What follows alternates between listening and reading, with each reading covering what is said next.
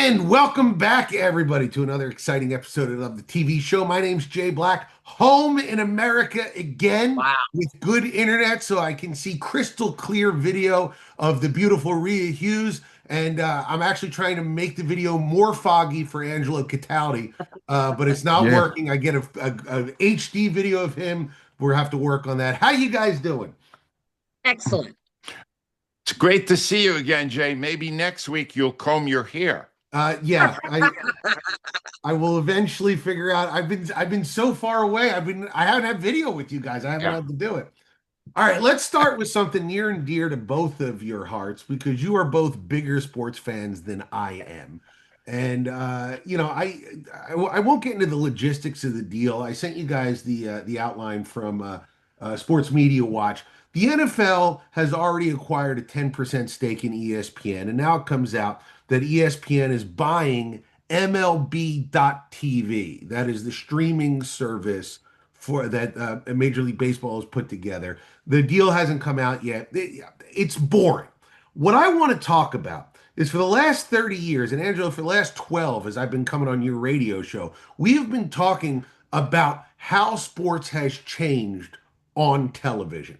And I want to ask you, as somebody who is, you were back when there was only one channel being broadcasted out of Peoria, Illinois, Angelo, all the way till now. What has TV gotten better for sports, worse for sports? Where do we stand now versus 10 years ago, 20 years ago, 30 years ago for you, Angelo Cataldi? All right, the picture has gotten better. High Right. definition keeps improving, 4K, 5K. My God, you're on the field. It's fantastic. Now they got the drone cameras they swoop right down onto the field, into the huddles. Those are fantastic. The problem is, and this is what this whole merger thing kind of underscores, is that the chumminess now between the networks and the sports themselves have reached a point where you no longer will get honesty in the presentation of these events. Almost without exception now, an analyst doing a game will pull every punch so as not to in any way insult or in any way upset the people that they have a business partnership with.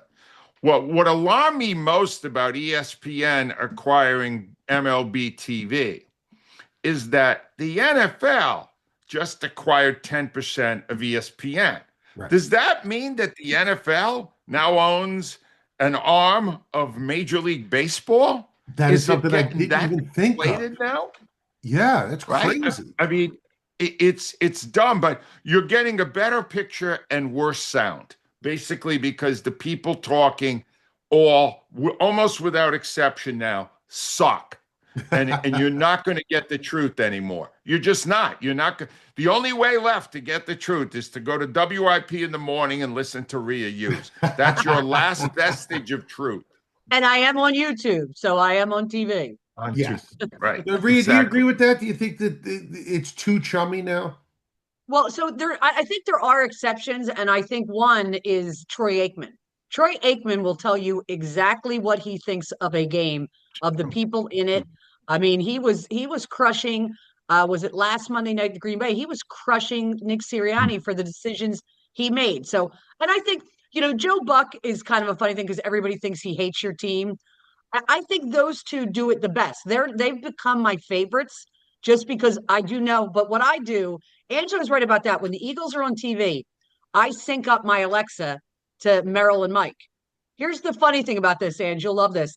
There was a game recently where Mike was killing them on something. He comes on the air and goes, "They won the game. What are you killing them for?" And I go, "I listened to you for 3 hours. I heard you killing them. So don't. I don't want to even want to Yeah. hear it." But Angela's right. The MLB's on Apple TV has the most beautiful picture of a sporting event I've ever seen. Their announcers are literally high school announcers. They're so bad. So, yeah, so you have to marry that up. The red zone, one of the greatest inventions ever on TV. So I think in a ways some things are better, but they have a long way to go that before the announcers match the quality of the TV. I remember Ahmad Rashad Yeah, getting a bunch of crap in the 90s for being good friends with Michael Jordan. They said, correct. how could you be an announcer and still be friends with this guy? And now I feel like everyone's Ahmad Rashad. I feel like everybody is. Exactly. That's a perfect analogy. Ahmad Rashad in the 90s was a spokesman for a Yeah, guy he covered. It was Yeah, shameful. It was yeah. shameful. No one did a damn thing about it. And now, 30 years later, they're all doing it. It's yeah. very common. That's why somebody like Stephen A. Smith, who expresses an actual opinion about things and rocks a few boats, is getting 21 million a year or whatever he's getting now because he's an outlier. Most of the other guys are all in somebody's back pocket. Well, And Ange, but here's remember, what I learned. Yeah, the go ahead. viewers also sometimes don't want it. Remember how tough Jim Gray was on? Remember Pete Rose? You know, Yeah, the viewers a lot of times don't want that harsh content. they don't want honesty. Okay, No, fine. Then you know that. then You know those that. people are stupid. All right. Frankly, I'm not worried about them. They're Yeah. dumb. If they get both of their shoes tied correctly in the morning, they're having a great day. Please, don't get me started with that. I just one other thing I wanted to mention about ESPN because I have had a revelation in the last couple of weeks, a really big one. So I'm on YouTube TV and they got into a big fight of the behemoths. The YouTube's fighting. They represented by Google, and then you got ESPN and Disney, and they don't agree on what the value of ESPN and ABC and Disney are, and so they took it off for like 2 weeks. Right. In fact, I had to put in for $20 rebate, Yeah. and I realized, Did well, not. I would like to just keep. I could like to keep just getting that rebate because I didn't miss ESPN one bit. Oh, and my God, I didn't hear David Muir's name every 5 seconds every time they did the news. I lost out on 2 weeks of that garbage. I don't ESPN now, other than Rhea's right, other than Monday Night Football, ESPN right now is totally discardable, Yeah. right? For all the college games, when it gets to the big ones, you get to see them. Don't worry about it. There's just ESPN for the worldwide leader in sports absolutely stinks at what it does. And it kept, other than Stephen A. Smith and Monday Night Football, there's nothing that would interest me on that network. And I learned that by not having it for 2 weeks. And when it came back, I shrugged. I didn't even care. And some late breaking news about Stephen A. Smith. He was just taken off the Yes. NBA pregame Yeah, show that just Yeah. came out. So, right. Well, they have no Another doubt. reason to miss. Don't watch that show now. He must have been saying stuff that was too close to the bone. It was a little too, Adam Silver went, oh, he just criticized us. Get him off there. Get him off. We don't want to hear anything. It's all PR now, Jay. Do you understand? mhm, yeah. Everybody who went to journalism school or communications programs in the last 20 years, they were not taking journalism now. They were taking public relations. Dave Spadero is the insider for the Eagles. His job has been stolen by so many people. He's So way many better at it. people are stealing. Right. Can It's can I give you awful. I found out the value of some things on cable things. I called, there was a problem down at my shore house. And I called, and all of a sudden the guy, I'm like, can I get my bill lowered at both houses? I went from no lie pay. I literally saved over $100 a month at both Wow. houses. One of the Wow. ways was I said, all right, can I get rid of this? I don't watch that. I was going through Fox News. I said, well, my brother watches Fox News. So I'm texting with him. I'm on the phone. I said, dude, it's an extra $50 for Fox News. And he goes, we're not paying an extra $50. I Right. got rid of it. So it was, Wow. but it was amazing. Yep. Like that's how much to go up to the next bundle to get that was going to cost me $50.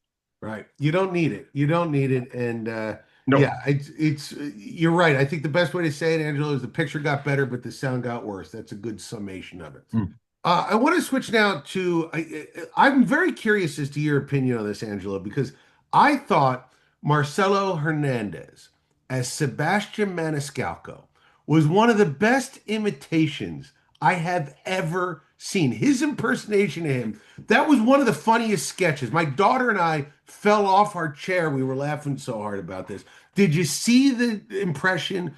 Do you Yes. agree with me that Yes. it was as good as anything that has they've had on in a while? Mm. I'm going to take you a step further. Marcelo Hernandez's impersonation of Sebastian Maniscalco Yeah. is now officially better than Sebastian Maniscalco, because Marcelo is doing Sebastian 5 years ago when he was Yes. really funny, Yeah. right? Yeah. Right. So Marcelo is still really funny. Sebastian, who's kind of become a caricature of himself in the last year or two, Mhm. is no longer very funny.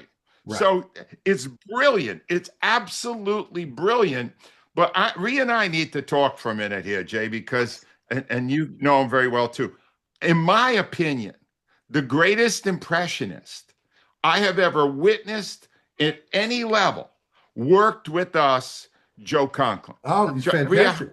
Yeah. No, Joe, that was you stole my guy. talk So about I his, mean, he his just, sorry.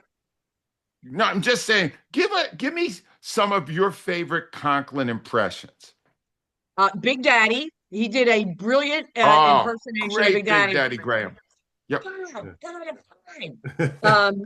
His Charles, but any knucklehead. His Allen Right. Iverson Cactus. Charlie Manuel. He did great. Who else did he do that was just so good? But those are the ones that like really popped out Right. to me that he did really well. One of the things Great, a great. I got a great Conklin yeah. story.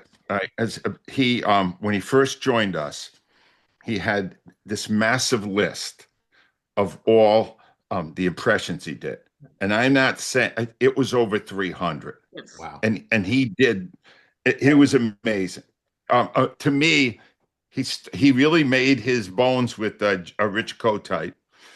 His Harry Callis was off the charts. And if you never heard his David Jansen, the original fugitive, there's a reason why. He couldn't actually do David Jansen. And he gives me, so he hands me this sheet, Jay, with like 300, 400 names on it. And I went, oh my God, David Jansen. I can't even he was dead, right? With Right. this. I went, David Jansen. And he went, don't ask for that one. I said, what do you mean? He said, I had to fill the row. So I added one, just fill the row. I can't actually do him. What an odd choice to fill the role. What a weird, obscure choice. I guess he figured no human would ever ask for David Jansen, No, because except they're he not found the alive. one that would. A I just was a thinking great, about, real funny yeah, story about him. His Trump is phenomenal. yeah. Okay. Oh, So yes. Spike Eskin was our program director at this point, and Joe did his Trump thing. Spike comes into work to like messages, voicemails off going, how could you allow the president to say those sort of things on the air? And Spike's on the phone going, do you really think Trump called into WIP? Like there were 6 messages of Wow. people who were upset about it and thought it was him. Well, I just wanted to Wow. bring up one guy that I thought, and when I think about iconic impressions, what's interesting is if an impression is good enough, that becomes the thing that people remember more than the Yeah. person itself. And the one that stands out to me is Dana Carvey's George H.W. Bush, which Oh, by the yeah. time it was done was almost surreal because he not gonna do it. Like the way he would do that, it wasn't even what HW did, but it captured Mm. something so essential about the guy that when you think HW Bush, you think Dana Carvey doing all the Bushisms that didn't even really exist, except that Dana Carvey made them up. So I think that Marcelo did a fantastic job with that, and some of All these. right, I'm not done yet. Oh, I, okay. I got to get a couple more in. All right. This is I love this. I love impressionists. Yeah. I would watch Conklin work, and it wouldn't compute in my brain that he could hear somebody's voice and then immediately, Hmm. do it. Yeah. It stunned me. Rich Little doing Johnny Carson, 100%. absolutely spectacular. Did it on the Right? Late Show movies, remember? Jay Farrow, formerly of SNL, Hmm. Obama. Oh my God, it was it was so great. Daryl Hammond of SNL, Sean Connery. Oh, Ah, yes, And yes, yes, yes. oh man. Your And mother, way back, Trebek. Rhea, this is before your time, Rhea. okay. David Fry, there was a comic named David Fry who did Richard Nixon at the height of Richard Nixon's infamy Okay. so brilliantly. No one actually noticed he couldn't do any others. He tried them. They were not as good and not even close. But if you want to see an amazing impersonation, go to YouTube and check out David Fry, Frye, Richard Nixon. It will blow your mind how great it was. The only problem was it's really the only one he could do. And don't forget Angelo Von Meter, who lost an entire Oh, career. yeah. You Oh, know, in JFK. Oh, JFK, he did album after album doing JFK. The yep. JFK died, didn't have a career anymore. Oh, Yeah. His career was over. He had that's all he did. All right, so I wanted to play a game with you guys because speaking of dead celebrities, I have with me right now in my possession, I have the list of the highest earning dead celebrities of 2025. There are 10, well, actually, there's 12 on this list. And these are celebrities that have died, but their work still sells. So they're making a ton of money still. Their estates are making money. Something that my kids cannot count on with me after I die. When I'm dead, the money goes. So I thought you guys could maybe take a couple of guesses at who's on this list because some are very obvious, some are very obscure. So Rhea, why don't you go first? Give me a guess on who's this list. well, the number one has to be Elvis, right? You are correct that Elvis is on the list, but he is number 7 on the Wow. list with Okay. Wow. $17 million last year. He made 17, Wow. which was slightly more than I made, and I'm alive, Rhea, if you can imagine. So, all right, Rhea's got one. Angelo, you give me a choice here. Who do you got? Come on. They're still releasing music even though half of them are dead. It's got to be the Beatles. You are right that John Lennon, I'm going to give you John Lennon is on the list at number 10 with Just 12 John million. Lennon? George Harrison Just not John on the Lennon. list. Wow. And even though Ringo is almost dead, he does not make the list. Yes, John Lennon. So you each got one. Rhea, you got another guess for me? Michael Jackson. Michael Jackson, number 1, Rhea, on the list, Yeah. $105 million And Wow. last who gets year. that? His kids? His estate. So yeah, I imagine it Okay. goes to his kids who are obviously his biological children, Yeah. even though there's no pigmentation in them whatsoever. All right. So yeah, that would be Michael Jackson number 1. Angela, you got a choice for me. I got to just say that. That explains why all these years after he died, the people are still suing him for some Yeah. of his misdeeds with kids Yeah. because Yep. there's still money coming in. We might as well 105 grab some, million. right? It's nuts. I'm going to say Whitney Houston. Whitney Ooh. Houston, great choice, not on the list. Wow. Then it's Yeah. not a great choice. Well, I mean, I would have guessed Whitney Houston too, Yeah. but it's not on the Come list. It was a on. good attempt. All right, Rhea, number Mm. 3 for you. All right, I'm going to guess one only because I work with a guy now, John Ritchie, who's completely obsessed with this dead musician. And I remember looking something up, and it turns out he was a big college football fan. And his wife, I mean his partner, I believe, sued his parents when he died for part of the estate. Jimi Hendrix? Jimi Hendrix is not on Ah, the list. You're kind of like Mm. getting in the vicinity of like that kind of person, so keep that in mind. All right, okay. Angela, your third choice. All right. My third choice. I'm just going to say that I think you get a bump if right after you die. Like Okay. I think that you die and then like there's this surge. So I'm going to say Jimmy Buffett. Jimmy Oh, Buffett, number 8 on the list, Angelo. $14 million Margaritaville. last year. So we Wow. got a Wow. tie now between the two of you. All right, okay. 2 more Oh, choices left. Go for All it, right. Rhea. All right, I'm going to go with what Angelo did. I was going to say one, but he died a while ago. So I'm going to go with somebody who died more recent, Prince. Prince, number 11 on the Ooh, list, $11 million. Very there you go. nicely done, Rhea. Right after John Lennon. John Lennon was 10, Prince 11. All right, Angelo, you're one down. What's your choice? I I have no more. You got nothing more? That's All it? the ones I had weren't mentioned. Either Rhea got them or I got them. So I Can got I guess nothing. one? Yes, please, Ca- Rhea. Yeah. How about Sinatra? Not on the Oh, list, which is Sinatra. Wow. shocking to me. All the Wow, music. no Yeah, all right. So Sinatra. I'll give you the other ones you did not get. You got Michael Yep. Jackson on one, 105 million. This is one that none of you would have ever gotten because I would have never guessed this. Dr. Seuss is number Wow. Oh, two geez. with Really? 85 million.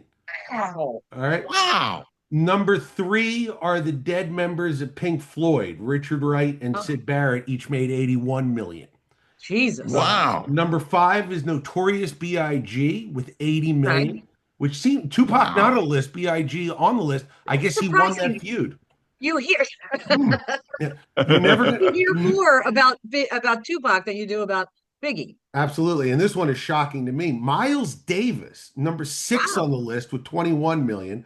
Bob Marley, number nine. Angela, you got Jimmy Buffett at eight. Bob Marley was nine with 13 million. You got Lennon, you got Prince. This one's shocking to me. Not only did, according to Donald Trump, he have a huge one, but Arnold Palmer also made $11 million Oh, in 2025. oh And the gosh, last yeah. one, number 13, was Kobe Bryant with 10 million. I don't know how Wow. Kobe's Kobe making money. Bryant. What's his? Shoes, Oh, shoes, shoes. Oh, jersey, right. You know what, and Rhea? That makes jerseys, sense.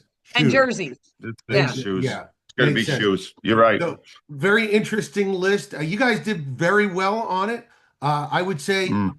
if you had $80 million, just think, Angelo, how much good jewelry you could buy. If you were Biggie Smalls' Yeah. estate, you could Yeah. go to Let me our tell friend you. Steven Singer. You wouldn't even need the 80 million, though, right? No. Well, here's the thing. I'm so glad you let in that way because I was watching Sunday Night Football, and one of the players came on wearing tons of jewelry and was going to play the game with the jewelry. And this drove Gail nuts. He had a big uh, diamond in his ear, and he had some chains on and stuff. And she said, "Is that they do that now?" And I went, "Listen, if you got great jewelry, you got to show it. You got to flaunt True. it. You got to live it." And that's why Steven Singer is the guy you need to see, especially as we approach the holidays, because there's nothing wrong with a little glitter. Rhea knows this better than anybody. Glitz And and glitter, Rhea. I'm gonna make it my shopping list very easy for the special people in my life. This is what I want. It is Oh, yeah. It's a Wow. blue topaz, got only $188, and I hate Steven Singer. You want to know why I love it? I'm a December baby. Blue topaz is my birthstone. I'm showing you. That's what I want from Steven Singer. And that's only Really, $180. My daughter's $188. a December baby as well. Maybe that's a There ring you for my go. daughter. I'm going to bring her in and see if she wants that. That's a nice looking ring. Wow. Is that a Rhea, are you getting engaged again? Is that an engagement ring? No, no, I just Okay. it's a you don't get engaged with a birthstone, Angelo. I Unless don't somebody, I know. don't It know, looked pretty is is, nice. is diamond a birthstone for anybody? I You know what? don't That's a know. good All question. I I don't know know. is I would try to pass that off as a diamond because, and then Steven Singer would give you the truth. Yes. Unlike me, he's honest. Is Diamond that is a the other birthstone corner for of eighth? April. All right. Is that the other corner of eighth April gets the walnut? diamonds? April gets diamond, I yes. hate stevensinger.com. And listen, Steven Singer has great stuff, but if you're proposing with $180 ring, you have made a mistake. I'm sorry. I Well, know money isn't the only measure of worth, but you go a little bit higher with your engagement ring, is all I'm saying. That's you're a too beautiful ring. materialistic. You're too materialistic. I think It's Rhea what you agrees with me. feel. I do. Yeah. All right, Rhea. What do you, are we going to talk about the one that you went out on? Because Yes. I'm interested in this. Yeah, tell me about So, this.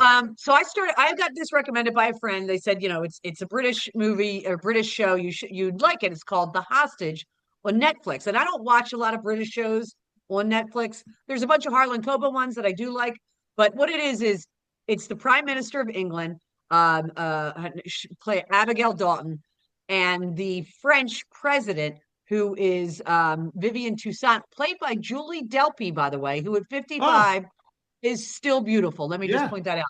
So they're Yes. having a summit. The prime minister's husband is a doctor with one of those like Doctors Without Borders. He's Hmm. in French Guiana with a bunch of other doctors, taking care of needy people. He gets kidnapped. And so in the middle of the summit, they have to try to, save him, rescue him. And the French president, Julie Delpy, agrees to send a team in, and at the very last second pulls it because she's being blackmailed. And it gets fascinating because she doesn't want to tell, the British prime minister why. And it's a very standard issue political thriller. I loved the first two episodes. I couldn't get enough of it. I get to episode 3, and the reason Jay brings this up is I texted him last night. I read reviews to try to find out if I want to like something. So they picked this person, I'm not going to point out who it is, as the sleeper star. And then they killed this person in episode 3. And I was like, I shut the TV off. I was so Yeah. mad. Yep. I was so mad. I Yep. shut it off because the show was fantastic. Now, I may circle back to it because I really did think it was a great TV show. 5 episodes, I believe. But I was just so annoyed in the moment. I turned it off because I will tell you this. The prime minister, British prime minister, and French president Julie Delpy, when they're on screen together, their chemistry as two strong women running is the lines. So the British prime minister at one point says to Julie Delpy, "What do you do for fun?" And she goes, I wrote this down. She goes, compulsive masturbation. Yeah. And she was kidding. She said Yeah. online poker. But when she said it, I almost fell out of my chair. It was like it's Wow. very well written. It's smart. I just didn't like that they killed off this character. So I may circle back to it because it really, through the first 2 episodes, was a really good political thriller called The Hostage on Netflix. Rhea, I am so with you on that. This is spoiler alert for the second season of For All Mankind, which I think nobody's really watching. There is a show called For All Mankind. My wife and I were into it, and then the mother of a teenage boy who dies sleeps with the best friend of the Oh, teenage boy oh, in like Oh. the ninth episode. And I looked at my wife and I was like, I don't think I want to watch this anymore. And she's like, me neither. Turned it on, never watched it again because it was yeah. it was a deal breaker. Couldn't deal with Right. this middle-aged woman, cheating on her husband with this 19-year-old kid. It was gross. We didn't like it. So we were out. Mm. We were out on that. Angelo, what do you got for me this week? Yep. Well, first of all, I think we've got a great topic for next week's show, and that What? is TV series that fizzled. Sure. Yeah. Because what's interesting is Rhea just said the exact same thing to me last week about a show she recommended called Down Cemetery Road. Loved the first 2 episodes. Third one, not so much. Rhea, they dropped the fourth. Have you seen that yet? I haven't. My plan is I'm too busy today. I'm Okay. watching it tomorrow. Have you watched it? Well, I have because of Ruth Wilson. I'm still working on my But impersonation. Ange, remember, I know the teeth. Remember, I went back and rewatched episode 3, and I Yeah, felt like they were laying the groundwork for the rest of it. So right. I had a more better. They just Mm. ended episode 2 with such a bang. I was like, whoa. Yeah, So I haven't seen yeah. 4 yet. It's still good. It's still good. I would recommend it. And here's another one I can't give you a full review on because it just dropped on Netflix, but the first 2 episodes are really good. It's called The Beast in Me, and it stars the guy from The Americans, Matthew Rice. Oh, right, Reese. right, right. Yeah. It's really, it's got a chance to be great. Is First that the two one with episodes. Claire Danes? What's that? Yes. Claire Danes is in that. Yep. Claire Danes, yeah. Claire Danes is in it, and Matthew Rice, and it's a really fascinating premise. I've never seen this premise used before. Check it out. I think you'll like it. My recommendation, high recommendation. I guess when I'm right about something, I really like when it's affirmed. And there is a documentary that dropped this week on Netflix called Being Eddie. It's an hour and 43 minutes on Eddie Murphy. And I made a statement here a while back that the most talented performer among all the galaxy of stars for half a century on Saturday Night Live is Eddie Murphy. And if you have any doubts about that, watch the documentary. Nobody ever has done more versatile work than Eddie Murphy. He can do everything. Impersonations, Yeah. he does brilliant impersonations. He's fantastic at that. There is a story that just came out through the documentary that when he was in his prime, maybe 45, 50, he encountered Hollywood great Yul Brynner. And Oh, yes. Yul Brynner basically propositioned Eddie Murphy to do a threesome with Yule and Yule's wife. I'm That's sorry, that's the kind of juicy stuff. When you got a documentary, I don't even care if it happened or not. It probably did, but I don't care if it did. That's so interesting to me that Yul Brynner would want to get naked with Eddie Murphy. I That's think that's called fascinating. officially, if Yul Brenner propositions you into a threesome, that's called a king and I. Right. ah, Okay. All right. So Eddie's great in TV. He's great in films. He's one of the all-time greatest stand-up comedians. He does serious work. He directed Harlem Nights. He does it all. Yeah. And you'll see it all in an hour and 43 minutes. Nobody's milking this. It's all great stuff on Eddie Murphy. It's called Being Eddie, and it's on Netflix, and it's fantastic. All killer, no filler. Wonderful. That man right there is Angelo Cataldi. Oh wait, we got to do our Yeah, let recap. me Yeah, go let's do through it. it. We got, you want to see Marcelo Hernandez or any of the other Saturday Night Live stuff, and it's gotten better since the first episode. It's been pretty good the last few weeks. All of the SNL episodes are for all these years around Peacock, if you want to see that. If you would like to see The Hostage, Rhea highly recommends the first two episodes. Those are on Netflix. Down Cemetery Road, which we're hanging in with, that's on Apple. Beast in Me is on Netflix, and Being Eddie is also on Netflix. And that Angelo Cataldi right there is available at angelocataudi.com. You can get his book Loud. You can go to amazon.com. Go to audible.com to get him to read it to you. What a great stocking stuffer you can get for your family and Oh, friends yeah. this Christmas. That lady right there is Rhea Hughes, which you can see every morning on the WIP Morning Show, available worldwide on YouTube, or you can go to Instagram at Rhea Hughes 94 WIP. Just follow her there. We love seeing you guys following us along on social media so we can interact with you. My name's Jay Black. You can see me. I don't know. Go to my website. I'll be playing somewhere. I'll be at the Hard Rock in Atlantic City, December 5th. Come see me at the Hard Rock. It'll be the only thing that is hard as a rock anywhere near me. All right, guys. I will be back next week. Thank you so much for joining us. We'll be back. Thank you.